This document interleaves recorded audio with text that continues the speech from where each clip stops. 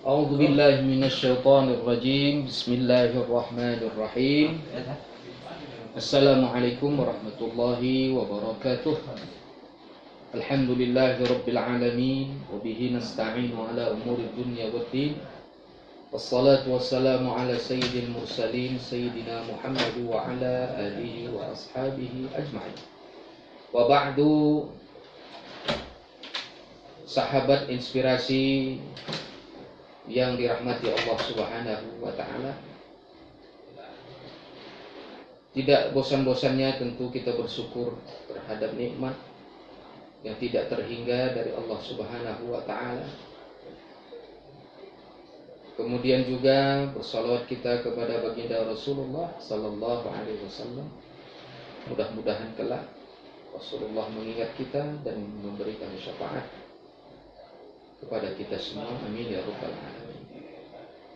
Sahabat inspirasi rahimakumullah di mana saja berada, kembali kita bertemu kembali di acara tafsir inspirasi, yang mana tentunya tafsir ini ditulis oleh ayahanda kita Profesor Dr.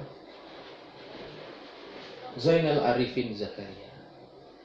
Mudah-mudahan goresan tangan, ilmu yang beliau tuliskan di dalam tafsir ini bermanfaat untuk kita di dalam kehidupan, menjalani kehidupan di dunia, dan tentunya untuk keselamatan kita kelak di akhirat. Amin ya rabbal alamin. Sahabat inspirasi yang saya muliakan, pada pertemuan kali ini ayat yang kita bahas adalah tentang sebuah kisah, yaitu kisah kaum Samud yang Allah abadikan di dalam surah Al-Hijr yang berarti batu. Surah ke-15 ayat ke-80 dan 86. Allah Subhanahu wa Ta'ala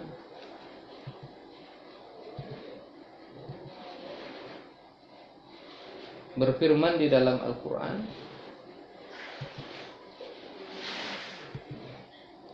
A'udzu billahi minasyaitonir rajim.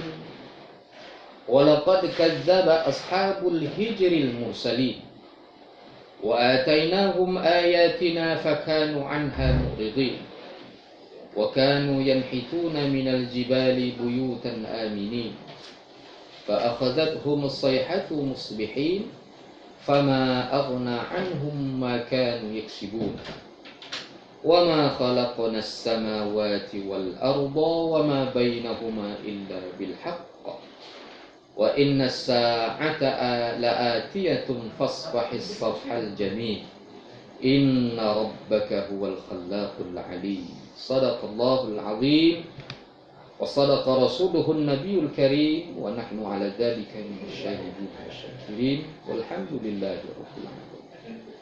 Ayat yang pertama Allah berfirman, walaqad kadzdzaba ashabul hijril mursal, yang artinya sesungguhnya penduduk negeri Hijr. Hijr adalah satu tempat yang terletak di Wadi Qura antara Madinah dan Suriah. Penduduknya disebut dengan penduduk kaum Samud. Benar-benar telah mendustakan para rasul, yaitu rasul mereka bernama Saleh. Mendustakan seorang rasul itu sama saja dengan mendustakan semua rasul. Karena Allah berfirman, la nufarriqu baina ahadim mir rusulihi wa qalu sami'na wa ata'na. Inilah tentu prinsip kita dalam beriman kepada rasul-rasul Allah, bahwa tidak ada yang dipilih-pilih. Diyakini, diimani satu rasul dan tidak diimani rasul yang lain. Prinsip kita, yang namanya utusan Allah Subhanahu wa Ta'ala itu adalah penyampai pesan dari Allah Subhanahu wa Ta'ala dan wajib diimani. Itulah i'tiqad kita Ahlus Sunnah wal Jamaah. Inilah yang harus kita perpegangi di dalam kehidupan ini sampai kita tentunya menghembuskan nafas terakhir. Karena adalah satu kebodohan jika manusia sebagai pemilik baik menjadi begitu angkuh dan menolak segala jalan kebaikan yang disampaikan kepada mereka. Mengapa disebutkan satu kebodohan? Bayangkan kalau mereka berpikir, yaitu kaum Samud, bahwa batu itu bukanlah milik mereka. Batu itu Allah Subhanahu wa ta'ala yang memilikinya. Bahkan semua alam ini milik Allah Subhanahu wa ta'ala. Jadi mana mungkin kita merasa memiliki satu materi dari dunia ini, merasa milik kita. Karena tidak ada hakikatnya milik kita secara hakiki. Itu hanya hak pakai saja. Ada yang kalanya habis kita pakai, kita buang. Bahkan ada yang belum kita, ada yang sudah kita miliki, namun belum kita pakai karena ajal sudah dahulu datang. Oleh karenanya benar bahwa manusia yang bodoh adalah merasa, atau manusia yang kurang cerdas adalah manusia yang merasa memiliki satu materi, satu benda di alam ini, lalu membuat dirinya angkuh, sombong, menolak segala jalan kebaikan, jalan kebenaran yang disampaikan kepada mereka. Sahabat inspirasi yang dirahmati Allah Subhanahu wa ta'ala, karena rasa telah memiliki itu biasanya condong atau cenderung disebut dengan kesombongan. Mengapa? Karena sombong itu terlahir, atau para ulama menjelaskan orang sombong itu ditamsilkan, diumpamakan seperti orang yang berdiri di atas gunung dan jauh. Dia memandang orang lain kecil, namun dia sendiri pun dipandang orang lain juga kecil.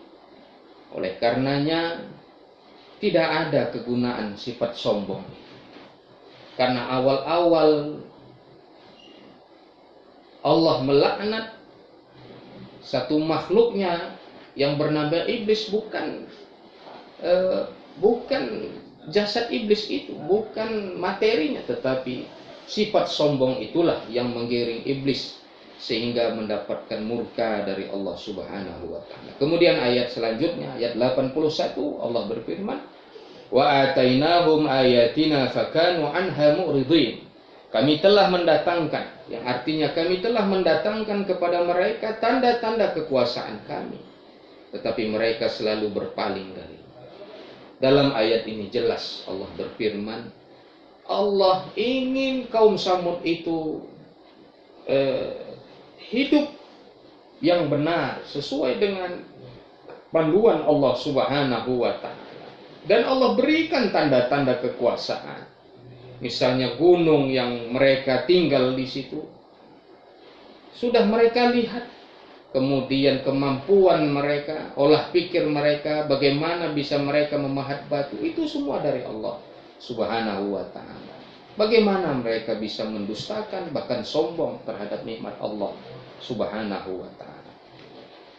Jika manusia berpaling dari Tuhan yang menciptakannya, kepada siapa lagi mereka dapat bergantung dan berharap? Semua makhluk bersifat lemah dan terbatas. Hanya Allah lah yang kekal dan kuasa. Ini kita masuk dalam kaji tauhid sebenarnya, bahwa Allah itu bersifat baqa, kekal. Allah itu bersifat qadim atau qidam. Dan Allah lah yang kuasa, mempunyai kudrah yang hakiki. Sedangkan kita Allah beri kudrah yang bersifat hak pakai.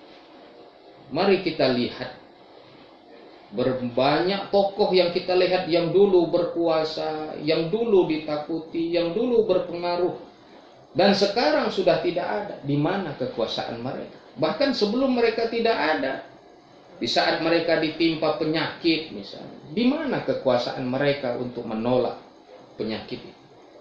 tentu disinilah kita mengetahui bahwa kita hanya memiliki sifat kekurangan, sifat keterbatasan. Hanya Allah Subhanahu wa Ta'ala lah yang bersifat dengan kamalan, sifat kesempurnaan. Sahabat inspirasi yang dirahmati Allah Subhanahu wa Ta'ala. 2, sombong, meremehkan orang lain dan menolak pesan kebenaran. Karena hakikat sombong adalah sombong atau menolak terhadap apa yang datang dari Allah Subhanahu wa Ta'ala, dari yang maha benar. Kalau sombong di mata manusia, sombong kalau dalam kajian tasawuf tentunya sombong ini berakar dari sifat ujub, merasa diri heran. Sifat ujub itu tidak diobati, lalu jadilah ujub itu menjadi sombong. Perbedaannya kalau sifat ujub adalah sombong terhadap heran terhadap dirinya, sedangkan sombong selain merasa dirinya besar sekaligus menganggap orang lain kecil di matanya. Kemudian Allah berfirman di dalam surah ayat yang ke-82, wa kanu yanhituna minal jibali buyutan aminin. Mereka memahat rumah-rumah dari gunung batu yang di dalam yang didiami dengan rasa aman. Kemegahan dan kemakmuran yang dicapai bila membuat manusia jauh dari Allah Subhanahu wa Ta'ala hanya akan menimbulkan penderitaan. Inilah yang perlu dipelajari dari kisah kaum Samud, bahwa siapa yang memberikan ketenangan, keamanan, kenyamanan kalau bukan Allah Subhanahu wa Ta'ala? Lalu bagaimana mereka bisa sombong dengan nikmat Allah tersebut? Kemudian yang ketiga, keterampilan dan potensi bukan untuk melawan Allah.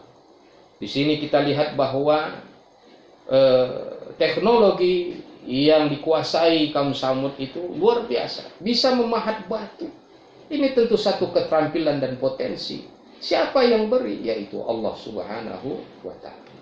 Dan alangkah salahnya mereka, potensi dan keterampilan itu bukan untuk makin mendekatkan diri kepada Allah, tapi untuk melawan Allah. Inilah yang perlu kita iktibarkan kepada diri kita.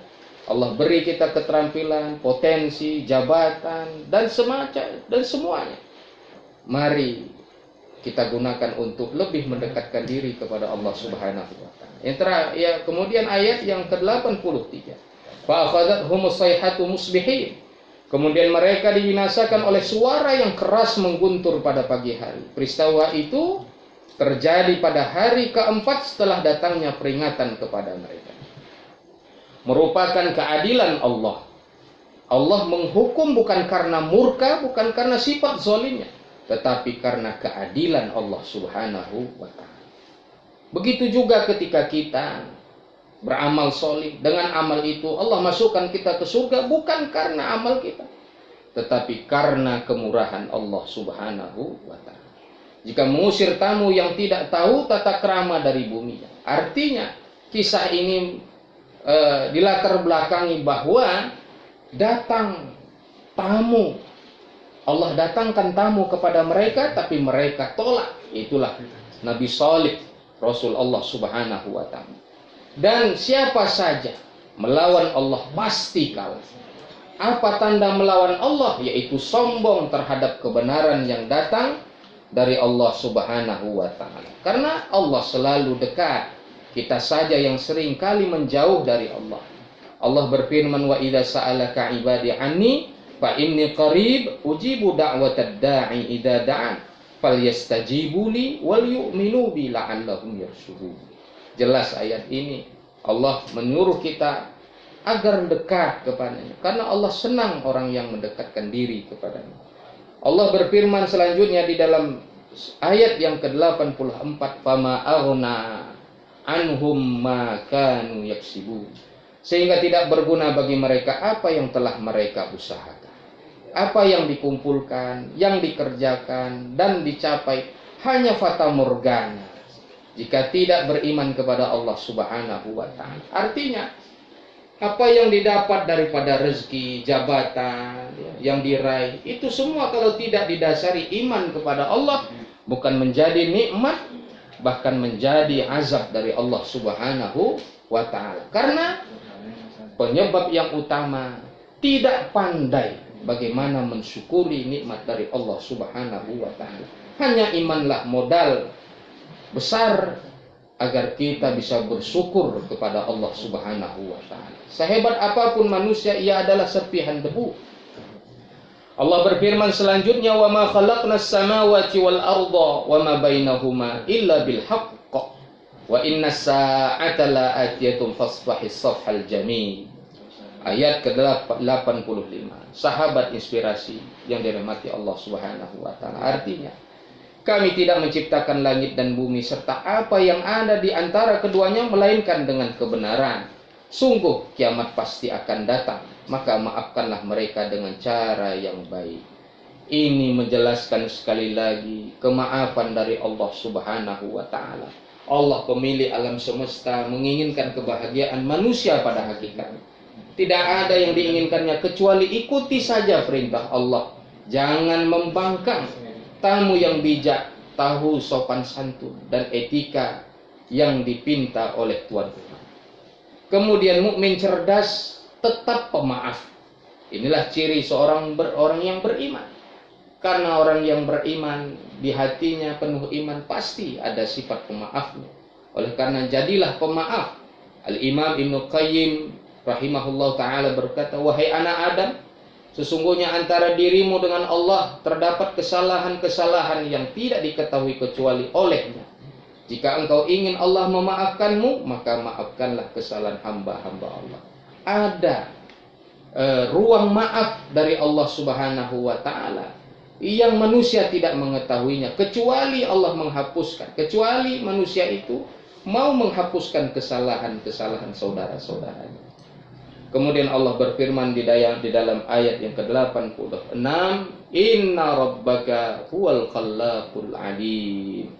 Yang artinya sungguh Tuhanmu dialah yang Maha Pencipta, Maha Mengetahui. Sebagai pencipta yang sudah sempurna dalam pekerjaan dan pengetahuannya, tadbirnya, ciptaannya dengan sempurna menurut rencana. Hanya Allah yang layak murka. Berhati-hatilah oleh karenanya berbicara ketika engkau marah. Atha bin Abi Rabbah rahimahullahu ta'ala, seorang ulama tabi'in, berkata, "Innar rajula la yatakallamu fi ghadbihi atau fi ghadabihi bi kalimatin yahdumu biha amalu sittina sana." Masya Allah. Sungguh ada seseorang berbicara ketika sedang marah dengan suatu kalimat yang bisa kalimat itu menghancurkan amal yang dikerjakan selama 60 tahun. Ini di dalam hadis Fathul Bari, juzuk 1, hadis ke-200. Kisah kaum Samud, kuasa Allah dan pemilik batu. Rasa telah memiliki cenderung sombong. Oleh karenanya obati hati kita dari sifat sombong. Karena sombong adalah orang yang meremehkan orang lain dan menolak pesan kebenaran. Kemudian keterampilan dan potensi bukan untuk melawan Allah, tapi sebaliknya untuk mendekatkan diri kepada Allah. Dan tentunya seseorang yang melawan Allah tidak akan pernah menang, tidak akan pernah sukses. Kalaupun sukses, itu hanya bersifat sementara atau disebut dengan istidraj, yang akan membawanya kepada kesengsaraan yang lebih parah. Kemudian yang kelima, sehebat apapun manusia, sehebat apapun kita, ia adalah serpihan debu. Dan terakhir, sahabat inspirasi, mukmin cerdas adalah seorang mukmin yang di hatinya terpatri sifat pemaaf dan untuk memaafkan kesalahan saudara-saudaranya. Sekian saja mudah-mudahan pertemuan kita kali ini dirahmati Allah Subhanahu wa ta'ala, dan mohon maaf saya atas segala kekurangan. Wabillahi taufiq wal hidayah. Wassalamualaikum warahmatullahi wabarakatuh.